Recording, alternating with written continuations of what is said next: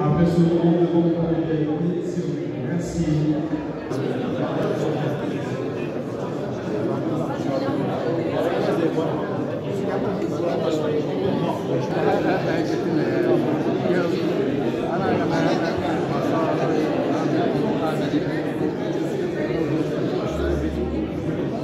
كيف حالكم؟ بخير الله يبارك فيكم يفضلكم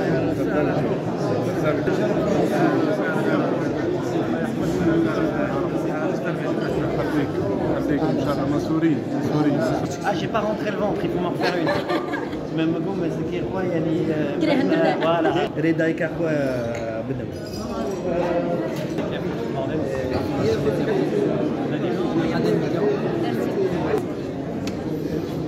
C'est pas.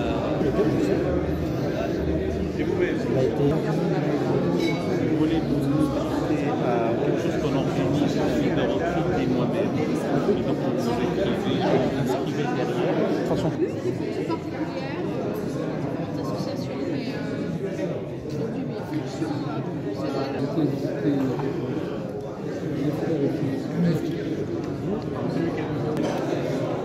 Monsieur Audin, tout fait dire.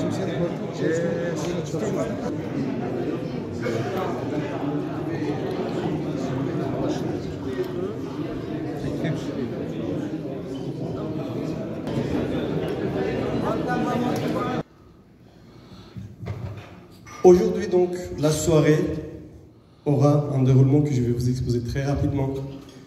Monsieur Polatagit, qui commencera avec un discours d'inauguration au nom du CDKF. Et ensuite, il y aura un programme musical.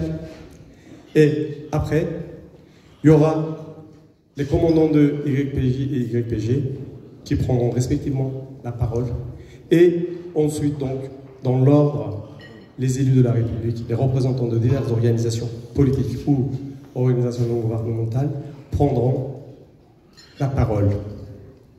Nous, la soirée et la cérémonie de Névrose de cet instant-là. Merci d'être venu et j'invite Monsieur Polat Agit, au nom de CDKF, qui a tant œuvré pour les Kurdes, pour la cause kurde. Merci et dès à présent, bon appétit. Monsieur le vice-président, messieurs les représentants des cultes, mesdames et messieurs les présidents d'associations, mesdames et messieurs, quel honneur, quelle fierté pour nous, le Conseil démocratique kurde en France, de vous accueillir ici, en ce jour du 21 mars, à cette réception du Névrose qui symbolise le nouvel an kurde, l'arrivée du printemps et le début d'un monde nouveau. Profondément enraciné dans les rituels et les traditions du zoroastrisme, le Névrose est célébré le 21 mars depuis plus de 2600 ans. C'est aujourd'hui l'une des principales fêtes traditionnelles dans de nombreux pays et régions du Moyen-Orient et d'Asie centrale. D'après les traditions, le Névrose symbolise aussi et surtout la libération des peuples opprimés. Après plus de 2600 ans aujourd'hui encore, le Névrose est perçu comme un moyen de résistance pour tisser la liberté. Depuis le début du XXe siècle, qui a vu la division du Kurdistan entre 4 États, division qui a commencé avec les accords du Sykes-Picot, pour s'achever avec le traité de Lausanne, la fête du Névrose a pris une signification bien plus politique qu'auparavant. Symbole le plus visible de la culture et de l'identité kurde, le Névrose a été interdit par 3 des 4 États qui occupent le Kurdistan. Ainsi a-t-il été interdit pendant de très longues années en Turquie. Au fil du temps, le Névrose est devenu une manifestation de la résistance kurde. Depuis des millénaires, cet événement qui marque l'arrivée du printemps et le passage à la nouvelle année symbolise aussi la détermination et la lutte pour la liberté. La liberté, chose que les Kurdes n'ont jamais cessé de revendiquer et pour laquelle ils ont toujours lutté. Ce peuple qui était en voie de disparition a su renaître de ses cendres. Hélas, cette renaissance ne signifie guère une liberté, mais elle incarne au minimum un éveil des consciences. C'est cet éveil qui permet au peuple kurde de tracer la voie qui le mènera vers sa liberté. Au cours de l'histoire proche, c'est justement le défaut de cette conscience qui a poussé certains Kurdes à commettre des erreurs graves, impensables et irréparables à l'encontre des Arméniens et des Assyro-Chaldéens. Peuples frères avec lesquels les Kurdes ont vécu en harmonie pendant des millénaires sur ces terres ancestrales. Ce sont les mêmes Kurdes qui, entre 1916 et 1923, ont développé multiples manœuvres aux côtés des Turcs, contre les intérêts des peuples de la région. Malheureusement, de nos jours, cette tradition de soumission au pouvoir turc se poursuit chez certains Kurdes, au mépris de l'honneur, de la dignité et des valeurs de la culture kurde. Deux lignes essentielles se sont toujours opposées chez les Kurdes. L'une incarne indéniablement la résistance et l'autre la triste et laide soumission. C'est ainsi que durant ce dernier siècle, 28 soulèvements ont été réprimés, de manière sanglante par le pouvoir turc. C'est lors du massacre de Zilan en 1930 que l'armée turque a complètement détruit plus de 500 villages des régions de Van et d'Agri, dans l'est de la Turquie. C'est lors de ce massacre que plusieurs milliers de Kurdes ont été tués de la façon la plus horrible, la plus barbare que l'on puisse imaginer. C'est lors de ce massacre que plusieurs milliers de femmes ont reçu les baïonnettes de l'armée de Mustafa Kemal dans leur ventre afin que même les enfants kurdes non nés ne puissent voir le jour. C'est ainsi que des centaines de milliers de Kurdes ont été massacrés, torturés, emprisonnés et cruellement réprimés. C'est pendant ces massacres, en 1937, que le sang a coulé dans le fleuve du Munzur, à Dersim, pendant des semaines et des semaines. Ce sang a été celui des dizaines de milliers de Kurdes alévis massacrés par la Turquie de Mustafa Kemal Atatürk. La liste des massacres kurdes est longue, très longue. Elle dépasse pleinement les frontières turques. Elle s'étend à l'Irak sous Saddam Hussein, au régime baathiste en Syrie et au régime des Mollahs en Iran. Des centaines de milliers de Kurdes ont été tués par la Turquie dite moderne et laïque de Mustafa Kemal. À quel prix? Celui de la dignité, de l'honneur et de la liberté. Ils ont tous été étiquetés de terroristes. La supposée protection de l'intégrité territoriale et l'utilisation de l'étiquette terroriste contre les Kurdes ont toujours été des arguments valables aux yeux du monde pour garder le silence face aux occupations et aux massacres commis par la Turquie. Aujourd'hui, le PKK incarne le 29e soulèvement, la plus grande et la plus longue résistance de l'histoire kurde, soutenue par des millions de personnes. Pourquoi autant de soutien ? Tout simplement parce que c'est grâce à cette dernière résistance que nous avons pu parler notre langue, vivre notre culture, éveiller notre conscience, être représentés en tant que peuple libre. Les Kurdes ont goûté à la liberté. Ils sont maintenant assoiffés de cette liberté que la Turquie d'Erdogan, tout comme celle d'Atatürk autrefois, voudrait confisquer. C'est au cours de ce long chemin de lutte pour préserver leur existence que les Kurdes ont de nouveau été tués, emprisonnés et poussés à l'exil. La diaspora kurde se compte par millions, avec plus de 2,5 millions vivant en Europe, dont plus de 300 000 en France. C'est à partir des années 1980 que les Kurdes ont commencé à s'installer dans ce pays d'accueil qu'est la France. 2 générations de Français d'origine kurde ont ouvert les yeux dans ce pays qui est dorénavant le nôtre. Loin d'une érosion culturelle, comme certains le prétendent, nous percevons cela comme une richesse culturelle. Nous, le Conseil démocratique kurde en France, encourageons cette intégration des Kurdes à la société française. C'est seulement ainsi que nous pourrons nous sentir pleinement français et kurdes à la fois. La structuration des milieux associatifs kurdes en France a été un levier essentiel pour répondre à un besoin culturel, celui de préserver et promouvoir le patrimoine culturel kurde. Nos associations jouent tous un rôle crucial de rempart contre toutes les formes d'extrémisme, de fanatisme, de communautarisme et de nationalisme. C'est à travers les associations du mouvement des femmes kurdes, des associations de la jeunesse, des instituts de recherche, des associations culturelles et cultuelles que nous nous efforçons de transmettre des repères et soutenir cette communauté qui a tant souffert. Il en est de même pour le monde du travail. En France, les Kurdes sont aussi connus pour leur contribution au monde du travail, principalement investis dans les secteurs du bâtiment et de la gastronomie. Les centaines de milliers de salariés et d'entrepreneurs franco-kurdes représentent plusieurs milliards d'euros de contributions dans le PIB de la France.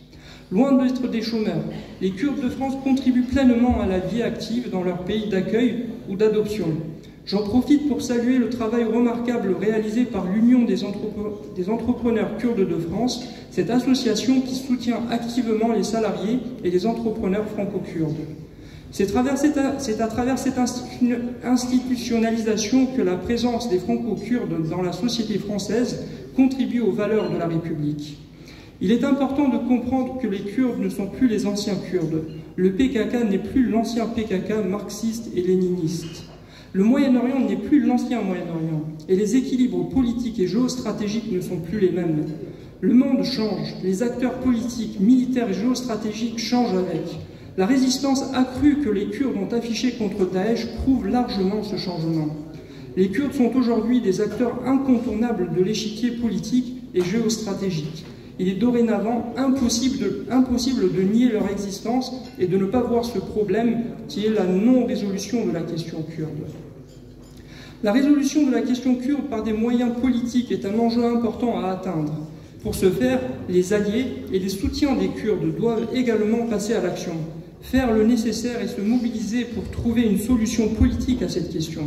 La France, quant à elle, doit impérativement s'imposer, user de son influence pour être le garant et le bâtisseur d'un nouveau processus de paix entre les Kurdes et les Turcs. Rappelons-nous des pourparlers qui ont eu lieu de 2013 à 2015 entre la Turquie et le PKK. Il est important de savoir que ce processus de paix a commencé à Genève et s'est poursuivi à Oslo, avant de déboucher sur des négociations directes entre les deux parties. De toute l'histoire de la République turque, ces 2 années représentent le seul moment de paix véritable, tant pour les Kurdes que pour la Turquie. Au cours de ces 2 années, aucun jeune Turc ou Kurde n'a été tué dans cette guerre qui use les deux côtés. Ces Kurdes, porteurs de projets démocratiques, écologiques et laïques basés sur la liberté des femmes et le vivre ensemble, ont le mérite d'être soutenus par les intellectuels, les politiques et la société civile française. J'appelle ici, solennellement, les intellectuels français à jouer un rôle déterminant dans la résolution historiquement sensible de la question kurde. Notons par ailleurs que la démocratisation de la Turquie est impossible sans la résolution de la question kurde. Une Turquie antidémocratique, en l'occurrence celle d'aujourd'hui, représente un danger non seulement pour la stabilité du Moyen-Orient, mais aussi pour celle de l'Europe. Nous avons tous été témoins de l'expansionnisme pan-turquiste et néo-ottoman de la Turquie à Chypre, en Syrie, en Irak, en Libye, dans le Haut-Karabakh et de ces manifestations agressives en Méditerranée. Que doit-il se passer encore pour que l'État français et ses diplomates comprennent que la Turquie concurrence la France sur tous les terrains, dans tous les domaines? L'invasion des nombreux pays précités par la Turquie ou bien celle de l'Ukraine par la Russie nous montre encore une fois à quel point la guerre est proche de l'Europe. La sécurité de l'Europe passe peut-être par la Turquie, mais elle ne passe absolument pas par le régime turc. En revanche, il est incontestable que cette sécurité passe par les Kurdes. Nous avons tous été témoins du rôle joué par les Kurdes dans l'éradication de Daesh, ou bien dans la défense des minorités yézidis et chrétiennes d'Orient. Encore une fois, je me dois de souligner la nécessité de la résolution de la question kurde, pour préserver la sécurité, l'avenir et les intérêts stratégiques de l'Europe. Car seule la démocratisation de la Turquie peut freiner les ambitions islamo-fascistes du régime turc, inspirées par la doctrine néo-ottomaniste. Disons-le clairement, sans le PKK et le leader kurde Abdullah Öcalan, la résolution de la question kurde est impossible. La criminalisation de ce mouvement, soutenu par des millions de Kurdes, est tout simplement inadmissible, incompréhensible. N'oublions surtout pas que c'est cette criminalisation qui a causé la mort de 3 femmes kurdes assassinées par les services de renseignement turcs au cœur de Paris le 9 janvier 2013. C'est pourquoi nous lançons un appel à la France. Depuis le Lutetia, cet hôtel réquisitionné par le général de Gaulle pour accueillir les déportés à leur retour des camps de concentration nazis, nous l'appelons à en pâtir avec ces Kurdes qui sont traités de terroristes, tout comme les résistants français l'étaient autrefois, avant que la France ne soit libérée de l'occupation nazie et que les rescapés ne soient accueillis dans cet hôtel. Nous demandons incessamment à la France d'élaborer une politique kurde inclusive et adaptée et de ne pas laisser la question kurde à la merci du Quai d'Orsay qui marchande malheureusement avec la Turquie sur le dos des Kurdes. Si vous voulez que vos rêves se réalisent, ne dormez pas. C'est par ce dicton juif que je tiens à conclure mon discours, tout en précisant que nous venons de très loin et que nous poursuivrons sans dormir cette longue route vers la liberté, en espérant que ce Newroz soit celui qui changera l'approche de la France quant à la résolution de cette question historique. Merci à vous toutes et tous d'être ici.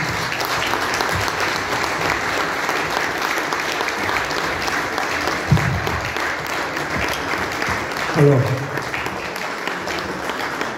nous remercions M. Polatagit, le représentant du Conseil démocratique kurde en France. Bon, après avoir réglé ce problème de taille entre nous, je passe donc au programme de nouveau. M. Polatagit, il a bien résumé, il a expliqué et dans son discours, il a parlé de la richesse culturelle. Alors quand on parle de la culture chez les Kurdes et chez les autres peuples aussi, mais plus particulièrement chez nous, permettez-nous de le revendiquer pour nous, la musique est un art incontournable. Elle est si riche. Et vous savez, dans cette longue histoire que les Kurdes ont eue avec des hauts et des bas, plus avec des bas, comme il l'a précisé, la musique a été parfois l'un des plus grands remèdes auquel on a eu recours.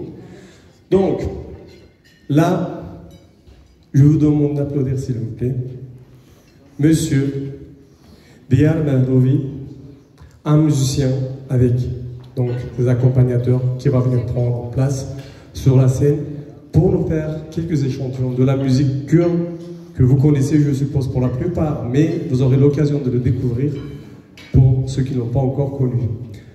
Merci, Monsieur Mehrovi Diyar.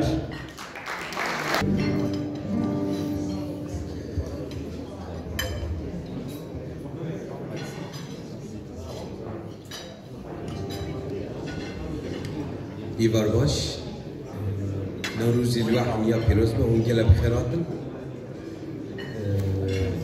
Happy Nowruz to all of us. I'm really sorry, my French is not really good.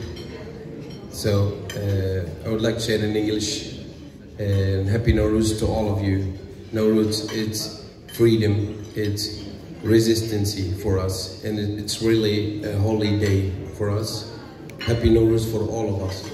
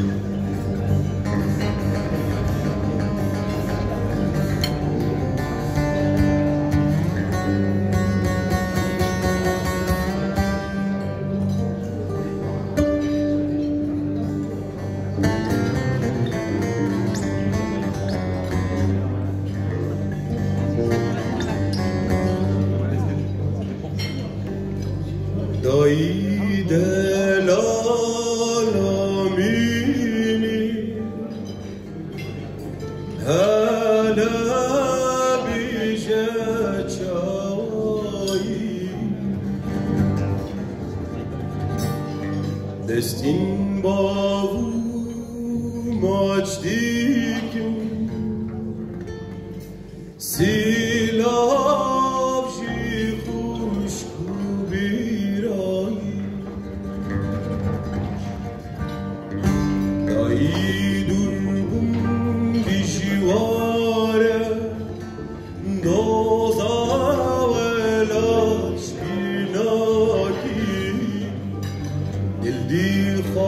sevegeri Çibikim ikari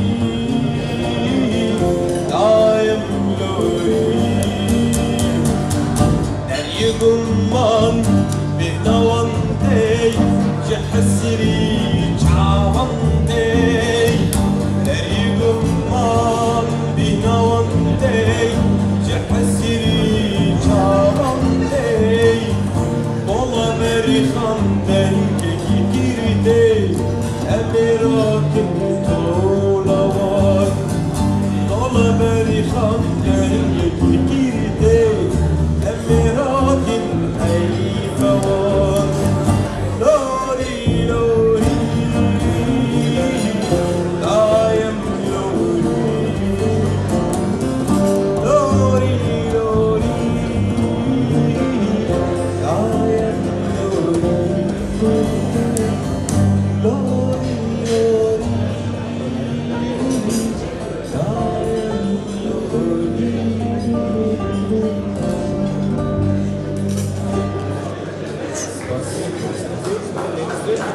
aslında. Gitarı uçu var, gitar. Biraz aslında.